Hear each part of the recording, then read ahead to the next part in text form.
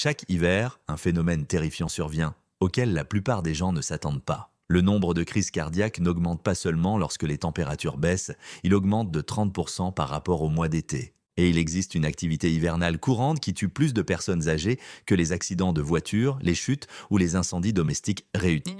Au cours des 15 prochaines minutes, je vais vous révéler exactement pourquoi le froid est mortel pour votre cœur, la période particulièrement dangereuse que vous devez connaître, et 5 stratégies fondées sur des preuves qui pourraient vous sauver la vie cet hiver. Bienvenue dans Healthy Aging Simplified, où nous traduisons des recherches médicales complexes en stratégies pratiques que vous pouvez utiliser dès aujourd'hui.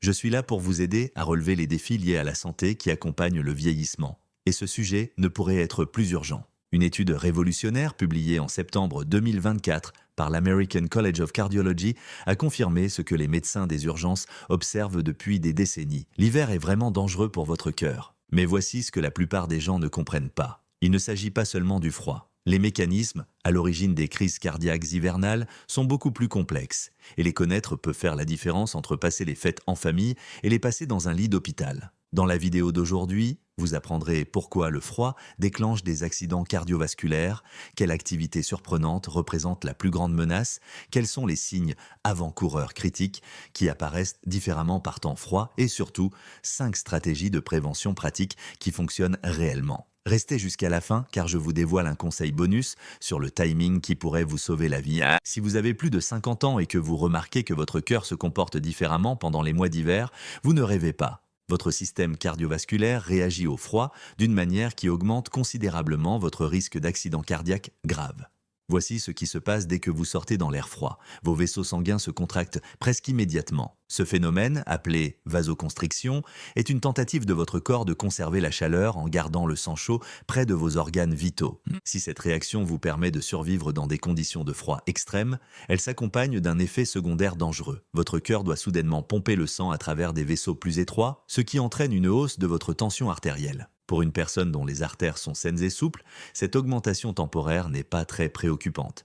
Mais si vous souffrez d'athérosclérose, c'est-à-dire d'une accumulation de plaques à l'intérieur de vos artères qui touche la majorité des adultes de plus de 60 ans, cette augmentation de pression exerce une pression sur les parois des vaisseaux déjà fragilisés. Le risque de rupture de la plaque, qui déclenche la plupart des crises cardiaques, augmente considérablement. Mais la vasoconstriction n'est qu'une partie du problème. Le froid rend également votre sang plus épais et plus visqueux. Des recherches montrent que l'activité plaquettaire augmente pendant les mois d'hiver, ce qui signifie que votre sang coagule plus facilement. Combiné au rétrécissement des vaisseaux et à l'augmentation de la pression, vous créez les conditions idéales pour un blocage coronarien. Il existe un autre facteur qui surprend la plupart des gens. Respirer de l'air froid affecte directement votre cœur. Lorsque l'air glacial pénètre dans vos poumons, il peut déclencher une réponse réflexe qui resserre davantage les vaisseaux sanguins et augmente la charge de travail cardiaque. Certains chercheurs pensent que cette voie respiratoire explique pourquoi le risque de crise cardiaque augmente si rapidement après une exposition au froid, parfois en quelques heures plutôt qu'en quelques jours. L'étude de l'American College of Cardiology de septembre 2024 a révélé quelque chose de particulièrement alarmant concernant le timing. Le risque de crise cardiaque n'atteint pas son pic pendant la période la plus froide d'une vague de froid. Au contraire, la période la plus dangereuse se situe entre 2 et 6 jours après une baisse significative de la température. Ce décalage s'explique par le fait que le stress subi par votre système cardiovasculaire s'accumule au fil du temps. Votre corps a du mal à s'adapter, l'inflammation s'accumule et les effets combinés créent une vulnérabilité maximale près d'une semaine plus tard. Réfléchissez à ce que cela signifie concrètement. Si votre région subit une vague de froid soudaine le lundi, la période du jeudi au dimanche suivant représente votre période de risque la plus élevée. Pourtant, la plupart des gens baissent leur garde une fois qu'ils ont survécu au froid initial sans se rendre compte que le danger augmente en réalité. Le stress des fêtes de fin d'année aggrave ces risques physiques. Les mois de décembre et janvier sont synonymes de pression financière, de tension familiale, de fatigue due au voyage, de perturbation des horaires de sommeil et d'excès alimentaires qui mettraient votre cœur à rude épreuve,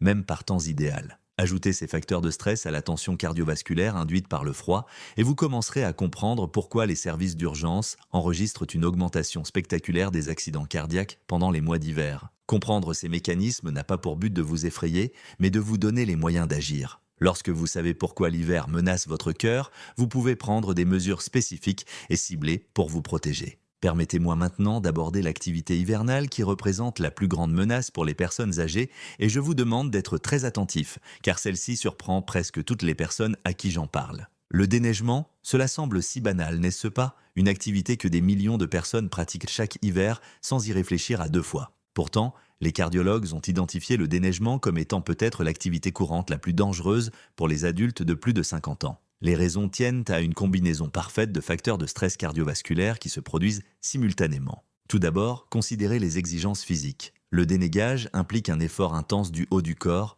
vous soulevez, tournez et jetez des charges lourdes à plusieurs reprises. Ce type d'exercice augmente considérablement le rythme cardiaque et la pression artérielle, souvent à des niveaux qui inquiéteraient à votre médecin lors d'un test d'effort. Deuxièmement, cet effort extrême se produit dans l'air froid. Vous vous souvenez de ce que nous avons dit à propos de la vasoconstriction et de l'épaississement du sang. Maintenant, combinez ces effets avec un effort physique maximal. Votre cœur travaille plus fort qu'il ne le ferait pendant toute l'année, en poussant le sang à travers des vaisseaux rétrécis qui sont plus enclins à la coagulation. Troisièmement, la plupart des gens déneigent sans s'échauffer. Vous sortez, vous prenez la pelle et vous commencez immédiatement à travailler à haute intensité. Votre système cardiovasculaire n'a pas le temps de s'adapter. Cela équivaut à sprinter sans s'étirer, sauf que les conséquences sont bien plus graves. Quatrièmement, il y a le facteur respiration. Une respiration intense pendant l'effort signifie aspirer de grands volumes d'air froid directement dans vos poumons. Cela intensifie la réponse au stress respiratoire et sollicite davantage votre cœur déjà mis à rude épreuve. Cinquièmement, les gens déneigent souvent tôt le matin avant que leur médicament n'ait pleinement fait effet.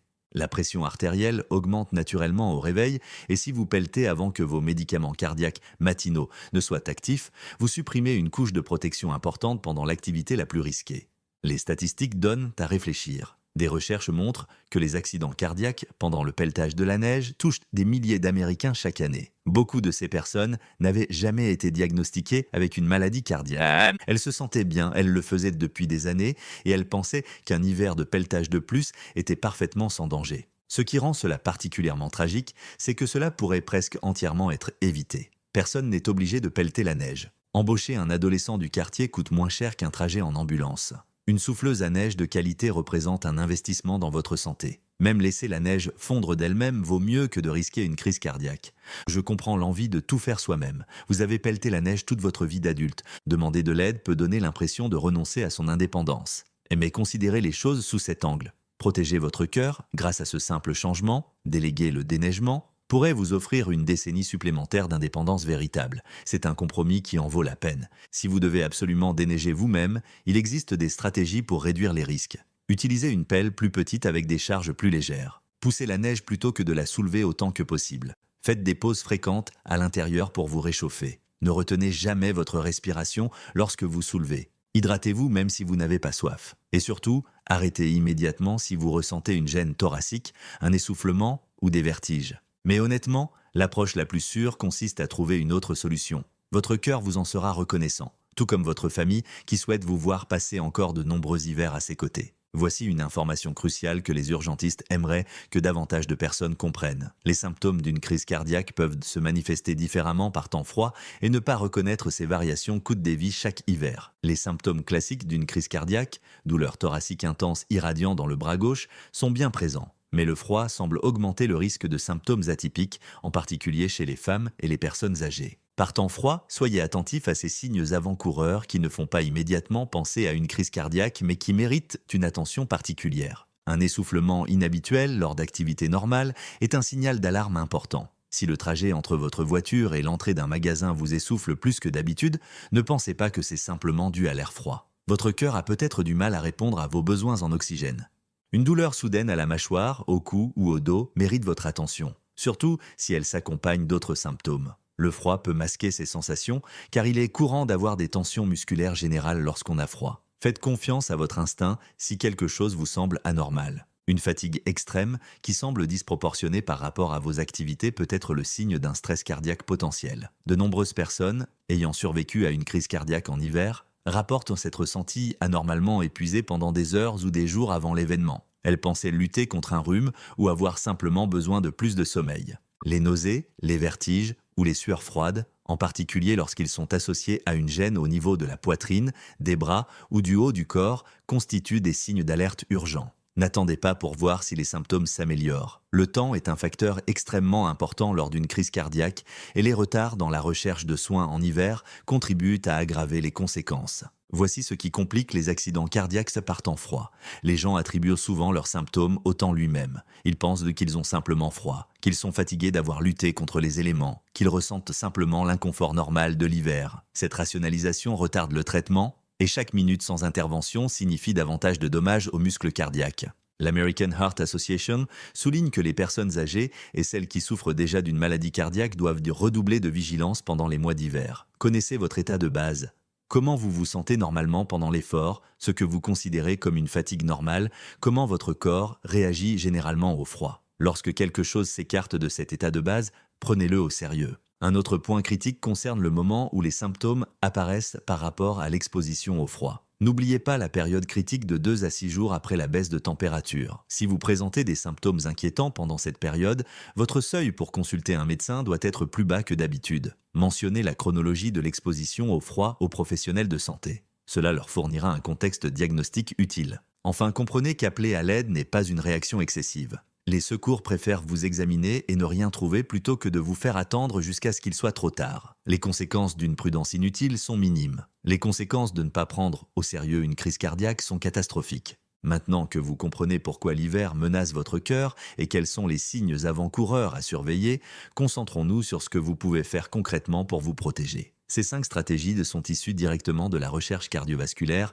et des recommandations cliniques. L'objectif n'est pas seulement de rester au chaud, mais aussi d'empêcher vos vaisseaux sanguins de se contracter soudainement. Habillez-vous en plusieurs couches amples qui emprisonnent l'air chaud. Couvrez-vous la tête car une grande partie de la chaleur s'échappe par le cuir chevelu. Portez des gants isolants qui permettent de bouger les doigts afin de ne pas être tenté de les enlever. Plus important encore, couvrez votre nez et votre bouche avec une écharpe ou un masque lorsque les températures descendent en dessous de 0. Cela réchauffe l'air avant qu'il n'entre dans vos poumons et réduit le stress respiratoire sur votre cœur. Le principe clé ici consiste à effectuer des transitions progressives. Avant de sortir, passez quelques minutes dans une pièce plus fraîche de votre maison, par exemple près d'une porte, pour permettre à votre corps de s'adapter. Lorsque vous rentrez à l'intérieur, ne vous asseyez pas immédiatement près d'un feu de cheminée. Ces changements de température progressifs réduisent le choc pour votre système cardiovasculaire. Nous avons longuement parlé du déneigement, mais d'autres activités hivernales méritent également notre attention. Portez des paquets lourds depuis votre voiture, marchez sur des parkings verglacés en redoutant de tomber, restez debout longtemps dans le froid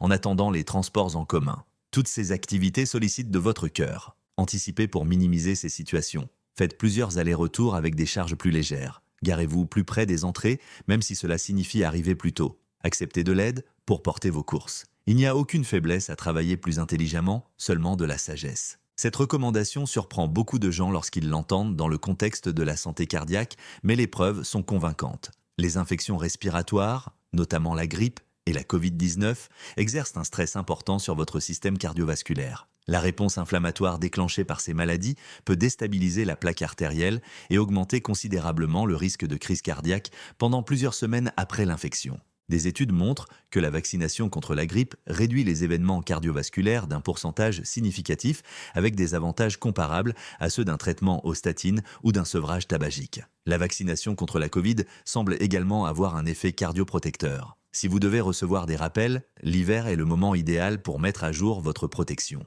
Le froid supprime votre mécanisme de soif, ce qui conduit de nombreuses personnes à boire beaucoup moins d'eau que nécessaire. La déshydratation épaissit votre sang, ce qui est exactement l'effet que nous voulons éviter lorsque le risque de coagulation est déjà élevé. Vos reins travaillent au plus fort, votre tension artérielle devient moins stable et votre fonction cardiovasculaire globale en souffre. Essayez de boire régulièrement tout au long de la journée, même si vous n'avez pas soif. Les boissons chaudes contribuent à l'hydratation et ont l'avantage supplémentaire d'aider à maintenir la température corporelle. Limitez votre consommation d'alcool qui altère la régulation de la température et contribue à la déshydratation malgré la sensation de chaleur temporaire qu'il procure. L'hypothermie ne nécessite pas un froid extrême ou une exposition prolongée. Elle peut se développer à des températures modérément froides, en particulier chez les personnes âgées dont la régulation de la température est moins efficace. Les premiers symptômes de l'hypothermie sont les frissons, la confusion, les troubles de l'élocution et la somnolence. Voici le lien avec le cœur. L'hypothermie déclenche des troubles dangereux du rythme cardiaque. Lorsque la température corporelle baisse, le système électrique de votre cœur devient instable. Cela explique pourquoi certains décès cardiaques hivernaux sont dus à des problèmes de rythme cardiaque plutôt qu'à des crises cardiaques traditionnelles. Surveillez chez vous et chez vos proches les signes avant-coureurs de l'hypothermie. Si vous remarquez une confusion ou une somnolence excessive chez une personne qui a eu froid, réchauffez-la progressivement et consultez un médecin. Ne pensez pas qu'il s'agit simplement de fatigue.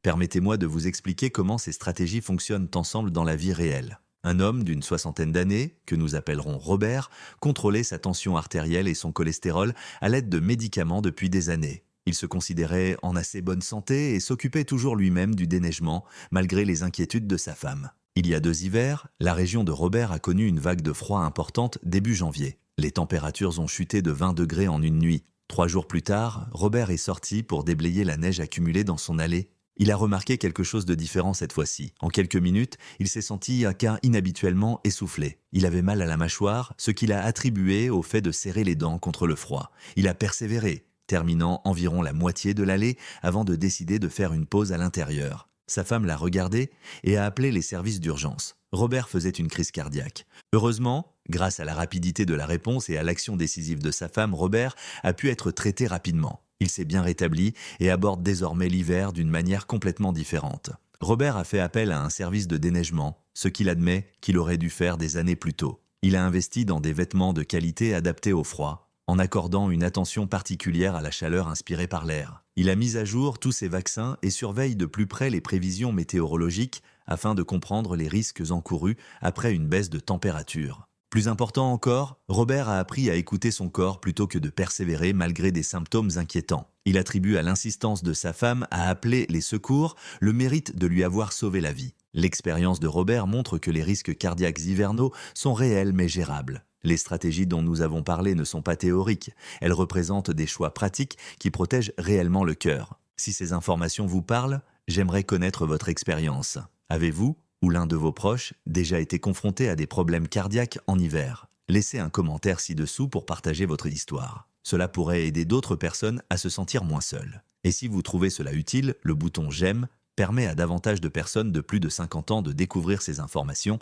qui peuvent sauver des vies. Résumons ce que nous avons vu aujourd'hui. L'hiver augmente le risque de crise cardiaque de 30% par rapport à l'été, avec une période particulièrement dangereuse entre 2 et 6 jours après une baisse significative des températures. Cela s'explique par le fait que le froid provoque une vasoconstriction, épaissit le sang, augmente la tendance à la coagulation et sollicite votre cœur par les voies respiratoires. Le déneigement est l'activité hivernale la plus dangereuse pour les personnes âgées car elle combine un effort intense et une exposition au froid qui surmène le système cardiovasculaire. Déléguer cette tâche n'est pas un signe de faiblesse, mais une protection intelligente pour le cœur. Les signes avant-coureurs peuvent se manifester différemment par temps froid, avec un risque accru de symptômes atypiques, notamment une fatigue inhabituelle, un essoufflement et des douleurs à la mâchoire ou au dos. Prendre ces symptômes au sérieux pendant les mois d'hiver peut sauver des vies. Les 5 stratégies de protection, s'habiller de manière stratégique, modifier les activités à haut risque, se tenir à jour dans ses vaccinations, s'hydrater régulièrement et reconnaître rapidement l'hypothermie, permettent de réduire considérablement les risques cardiaques en hiver. Voici maintenant l'information supplémentaire que je vous avais promise au début qui concerne le moment où vous pratiquez vos activités en plein air. Des recherches suggèrent que la fin de la matinée et le début de l'après-midi constituent le créneau le plus sûr pour les activités en plein air par temps froid. Votre tension artérielle matinale s'est stabilisée, vos médicaments sont pleinement actifs, les températures ont souvent atteint leur pic quotidien et votre corps a eu le temps de se réveiller et de s'adapter. A l'inverse, les premières heures de la matinée et de la soirée présentent un risque élevé. Si vous devez sortir pendant les périodes à haut risque, prenez des précautions supplémentaires et réduisez l'intensité et la durée de vos activités. Cette prise de conscience du moment opportun, combinée à tout ce dont nous avons discuté, vous offre une stratégie complète de protection cardiaque en hiver. Si vous avez trouvé ces informations utiles, vous devez regarder ma vidéo sur les signes avant-coureurs indiquant que votre médicament contre l'hypertension ne fonctionne pas. Elle complète parfaitement le contenu d'aujourd'hui et je mettrai le lien à l'écran dans un instant. Abonnez-vous à Healthy Aging Simplified si vous ne l'avez pas déjà fait. Je publie chaque semaine de nouveaux contenus sur la santé basés sur des preuves scientifiques et la prochaine fois, nous aborderons un sujet qui, je le sais, intéresse beaucoup d'entre vous. Partagez cette vidéo avec un proche qui pourrait bénéficier de ces informations sur la protection cardiaque en hiver. Parfois, une vidéo partagée peut déclencher une conversation qui change des vies. Merci d'avoir regardé cette vidéo, prenez soin de votre cœur cet hiver et à bientôt dans la prochaine vidéo.